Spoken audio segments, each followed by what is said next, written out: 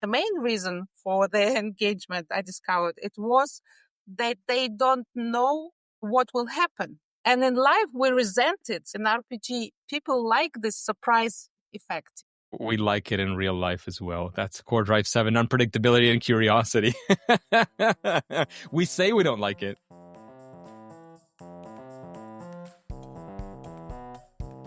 Hey, engagers, and welcome to Professor Game, the #1 gamification podcast where we explore how games, gamification, and game thinking help us boost engagement, multiply retention, and build stronger products. I'm Rob. I'm the founder and coach at Professor Game, and I'm also the head of engagement strategy in Europe in the Ichizli Group, leading gamification consultancy, and professor of gamification and game-based solutions at top global institutions, including IE Business School, EFMD, EBS University, and so many others around the world. And before we dive into today's conversation, remember, if you're struggling with retention, with churn, engagement with your product, service, or business, and want to turn that around, look at our Core Drives in the Wild free guide. You can just click on the link in the description and you will get it right on your inbox. And without further ado, Victoria, welcome to the podcast. Happy to have you back. Once again, are you prepared to engage? Yes, definitely. Thank you for having me, Rob. And I'm glad to be here and to explore what we will discover. Absolutely. Lovely to have you back. As you might know from the previous episode, and if you don't know about it, just look at the description and you can click there and listen to that episode. Victoria has written multiple books on playful, gameful living and other experiences that she has had and she's been discussing. And right now we're going to be discussing one of her latest books. But I also, and of course, if you want to see her bio and everything, all of that is right there. But I wanted to start with asking precisely about, I have the number. Yeah, 14 books on living gamefully. You've explored so many different angles so extensively. What keeps you sort of coming back in, and what is it in this intersection of life and games that still surprises you? Actually, when I published the first book 10 years ago, actually, it was exactly 10 years ago, the 5-minute perseverance game, I didn't know about gamification and I thought that would be it. It works for me and it's wonderful. But then I discovered gamification and I also again wrote a couple of books and I thought that's it.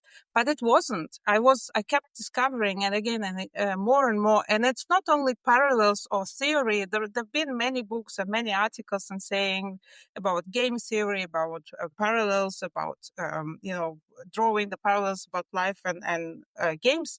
But discovering, actually diving into different genre or into different aspects of games, there is so much depth and multidimensionality, and also there is so much closeness to game, but there is also difference to how we behave inside games and outside of games. So that became very interesting and exciting for me to explore and a game in itself. Interesting.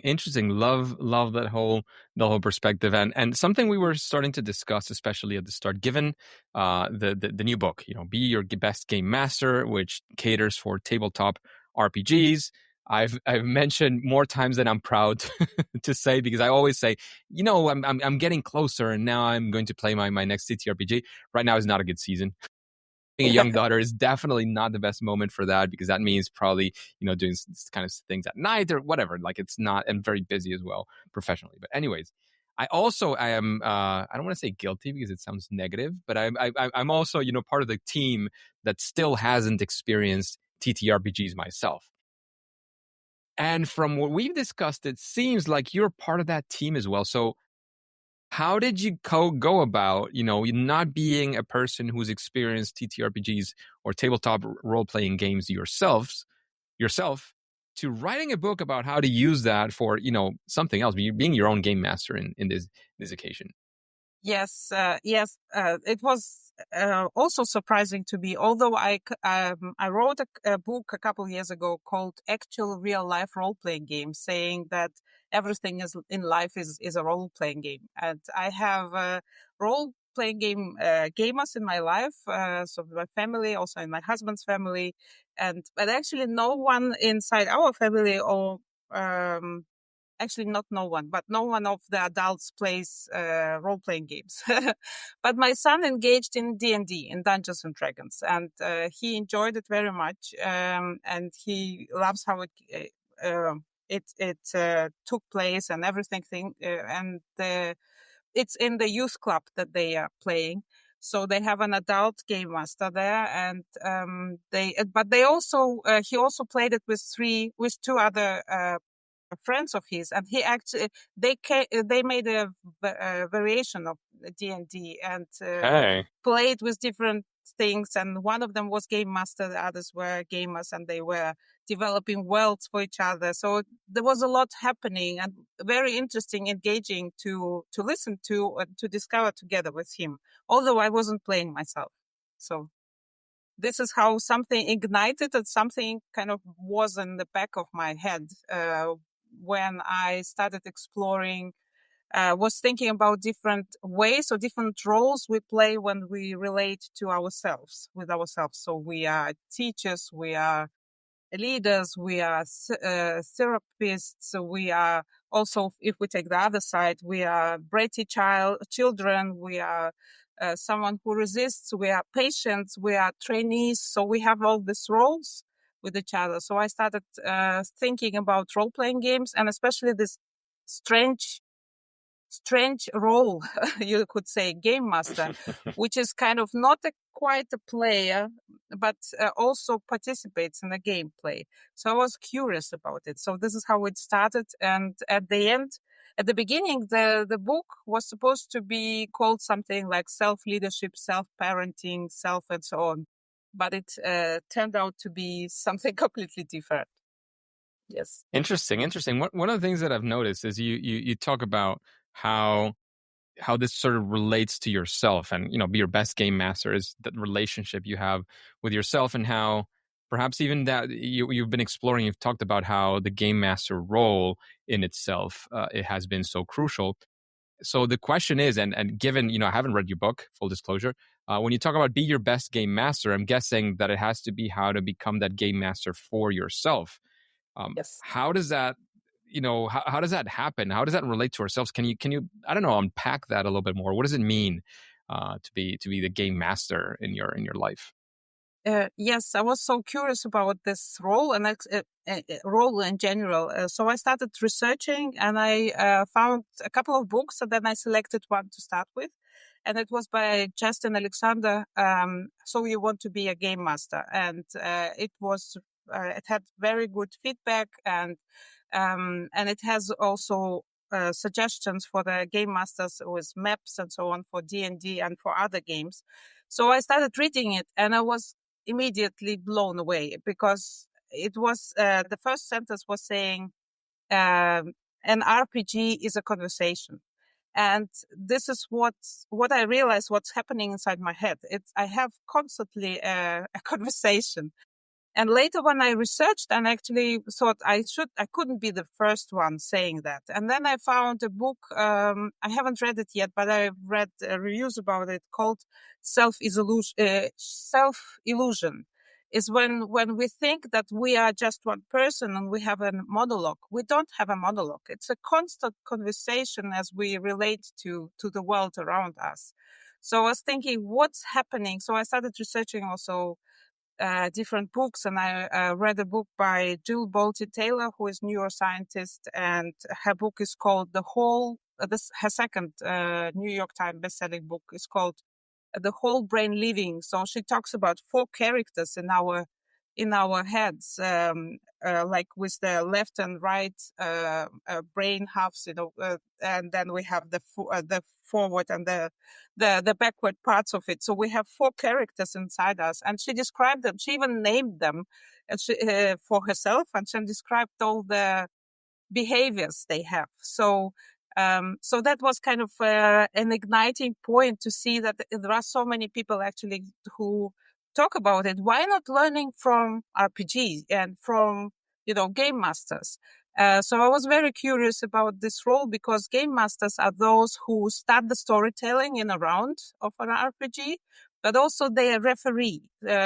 And most of the RPGs, especially tabletop RPGs, are collaborative storytelling games. So there are not so many competitive games, but even in competitive, the players have to agree to certain rules.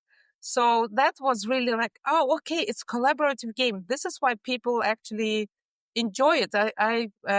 All players who play RPG, they really enjoy it. Maybe for some people it's not, but who engage again and again, it's really interesting. And the main reason for their engagement, I discovered, it was that they don't know what will happen. It's so-called active play. And in life, Mm-hmm. we resent it. So I was really interested. Oh, okay. In games, in RPG, people like this surprise effect, surprise event. We like it in real life as well. That's Core Drive 7, unpredictability and curiosity. We Yes. say we don't like it. We say Yeah, we don't like it. exactly. We say we don't like it. Yes. Yeah. I used to play, I don't know if you know this game. It's story cubes. We have all sets at home. They are just cubes with different pictures on them. And so you have different sets like adventure and so on. So the different cute pictures, maybe a magic wand or an explosion or a skull or whatever. So there are many, many different pictures, and you roll this dice and then you tell your story.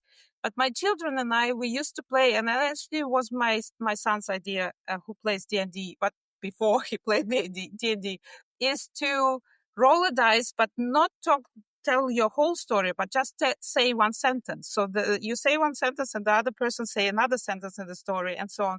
So you never knew how the story unfolds. And Mm-hmm. that was so wonderful and so fun and crazy how the stories. And this is what happens with life. It's always surprising, always, like you said, the seventh core drive, always this unexpected ideas, although we resist or we think we don't want them, but we need somehow to react. So, and there are all these conversations. So I was really, really glad to discover that there is a part of me, and it is there. I just needed to recognize it. That helps to bring all those other players together, and this is the game master. Very, very, very cool indeed. One of the things, again, I'm not an expert in TTRPGs at all because I haven't played them, but I've heard about them. I've talked to people who know a lot about them, and I've read a little bit about them. There's also usually something along the along the lines of a map or somewhere where physically players are quote unquote moving around. Um, if do you apply this to the inner RPG? Is there a map of the mind? Um, is it useful in daily life? I don't know. Like, is that something that you explore as well? And how does it work? Yes, I did explore it, and I actually, with the book, I was really glad that I had a game master, a very experienced game master of 4 different game RPGs, reading my book. He read it as a beta reader, and he provided actually excerpts from different. I couldn't buy all the handbooks and rule books, of all the games, but he actually sent me excerpts of them, and I quoted them in the book. That was so enlightening. Also, it sounded like self-help books, those rule books. And we talked, and I also kind of had my ideas about the maps, and he also gave me feedback, and it was interesting. It's not so in RPGs usually, yeah, they have tools online, and also they can draw, or as in book by Justin Alexander, he even suggested a couple of maps that you can use. It's in life, it's a little bit different. We Although we prepare some maps, like our to-do list, for our daily. So we do create or prepare some kind of maps. We have an idea what we want to do the next day. We know about our appointments, so we have this basic map. But our maps inside our minds are also, I imagine them like those in the strategic games, where, you start with a small, my husband plays some of those, when you kind of start discovering your land, and then everything is dark, just one small piece, and you explore it, you build your castle and so on. Then you go take your troops somewhere to discover more. And then your map becomes a bit lighter and lighter. You see more as when you kind of spend time in exploring something, you see more, you understand more. And then again, it's when you draw your attention to something else, then you see in this area more and becomes lighter, and then your land expands. This is how I think of our mind games, of our experiences, that we kind of we have unknown territory, and when we pay attention and give it time to explore, then we make an experience. But we also need those cool down phases when you don't. If you, for example, took over a castle, then you are not allowed to to send your troops to fight anymore. You have to plant crops and actually to take care of your land. And I noticed I have it just recently. I told it to my husband. I had one day was so active, exciting, and I managed so many things, and I called them quests and everything. And next day was like completely down, and suddenly I had this thought: oh, it's my cool down phase. I I just need to stop fighting and just relax and to plant the crops and take care of what I already have. And that was kind. It's really interesting how all these words, all this vocabulary that games use, RPGs or either TTRPGs, but also the other role-playing games or strategic games. It's so helpful to use them. It's so amazingly rewarding, and it actually helps in reframing.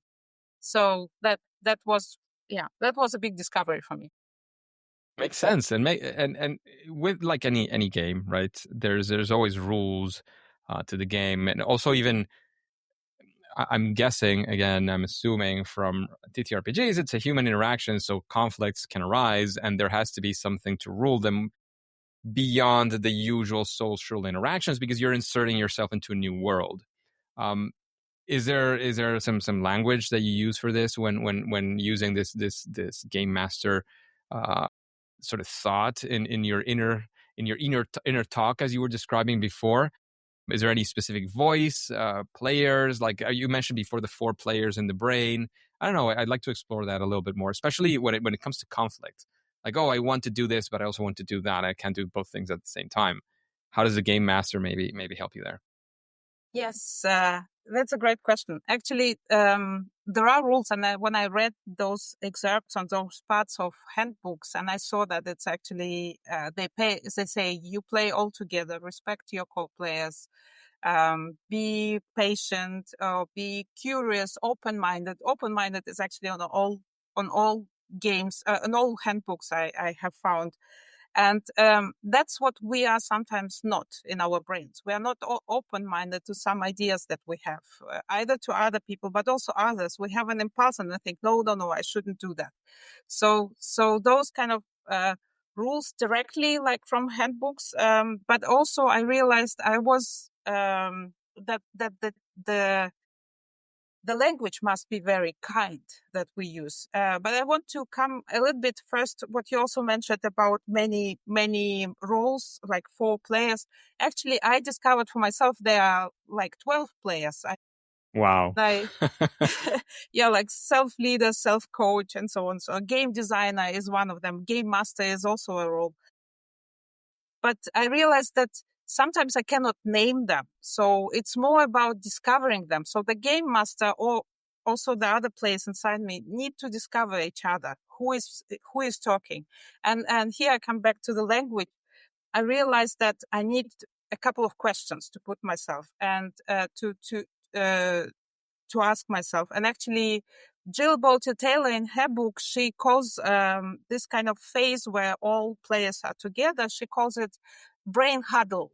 You know, the huddle in like team games when they all come together, in a circle and talk together. It's called huddle. So she says, bring all your players into a huddle so they can find an appropriate response to the world outside you.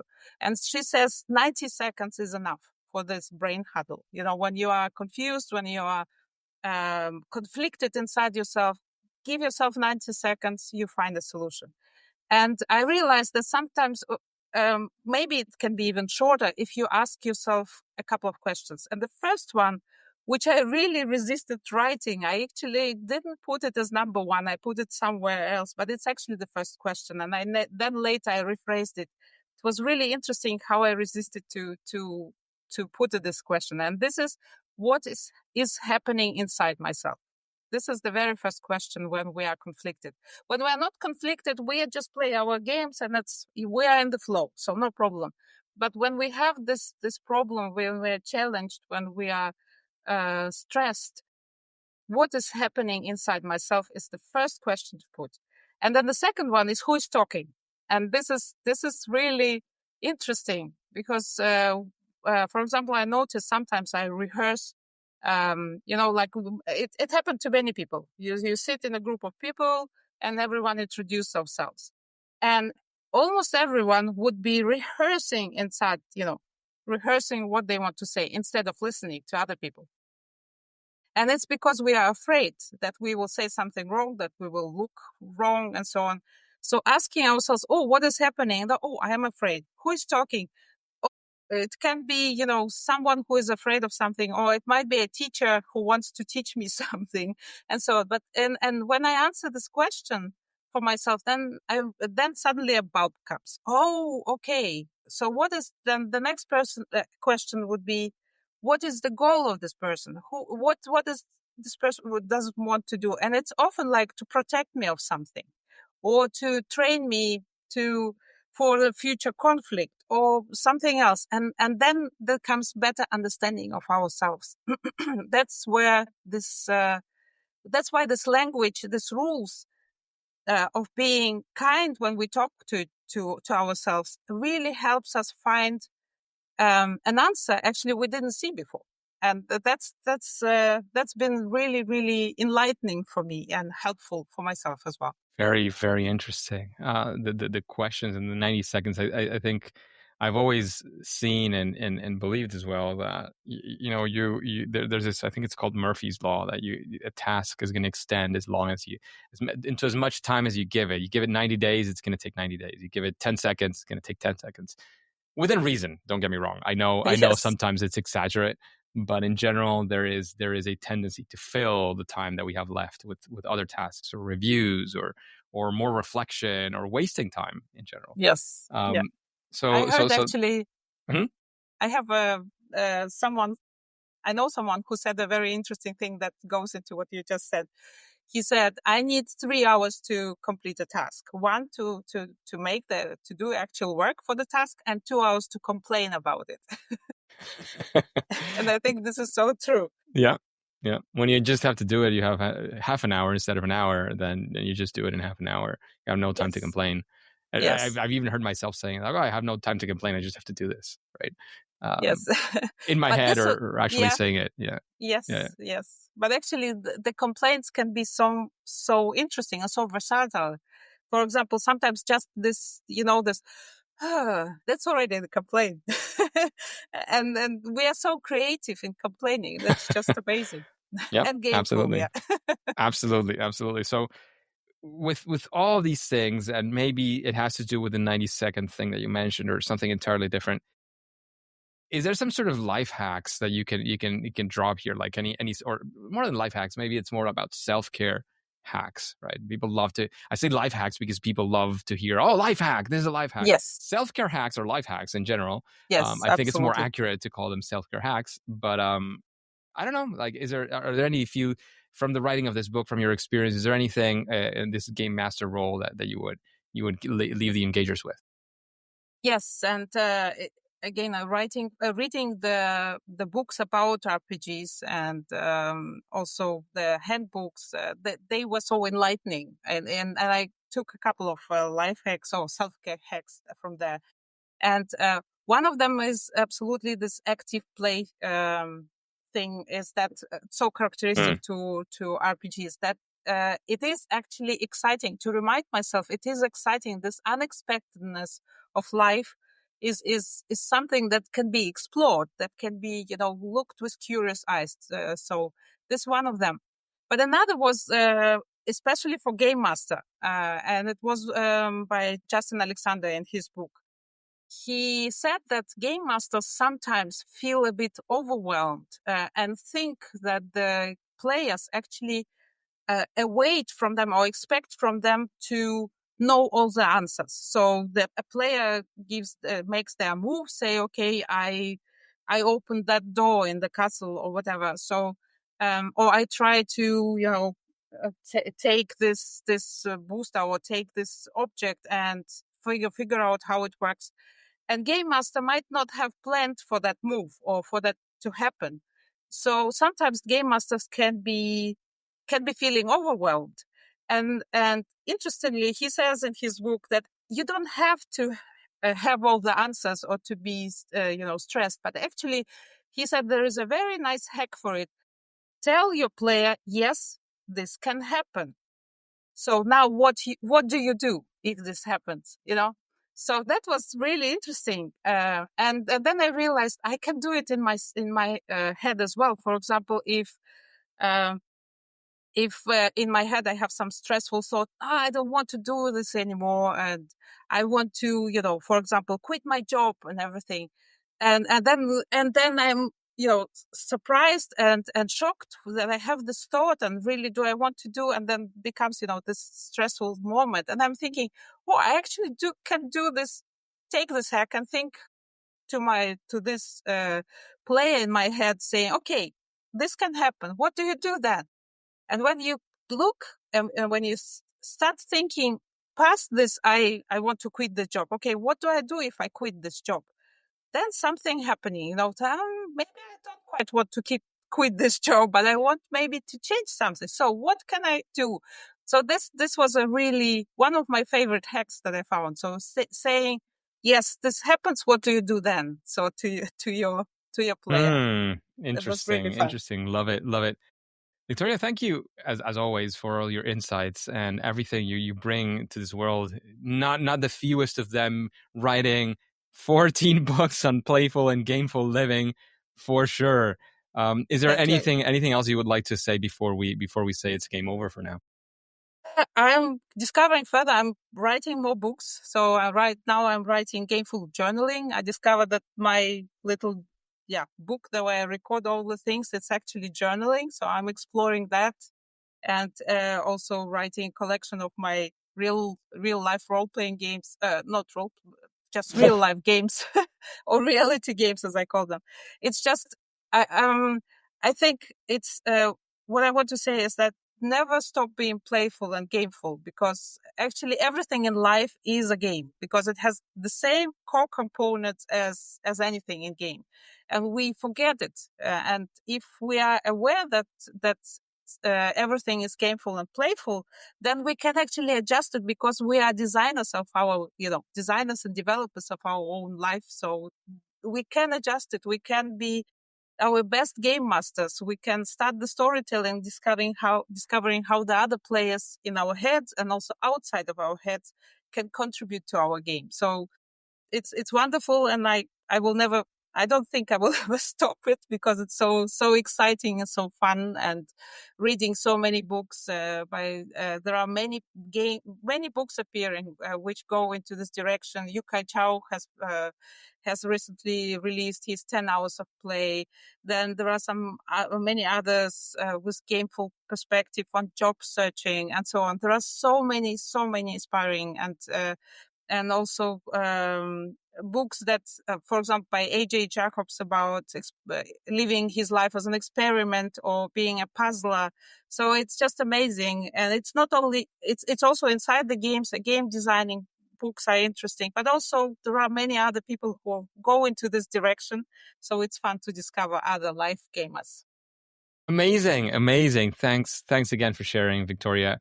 Always exciting to have you around. However, thank you. Agers, as we always like to say before we say it's game over, that if you want not only to turn your own life into a game, but maybe you're experiencing also this in your job, this could be also in your professional life, in your company, if you're listening in, or you're maybe a product manager, an innovation manager, and you want to use these strategies in your business, make sure you go on and grab our free guide Core Drives in the Wild, which you can find a link in the description.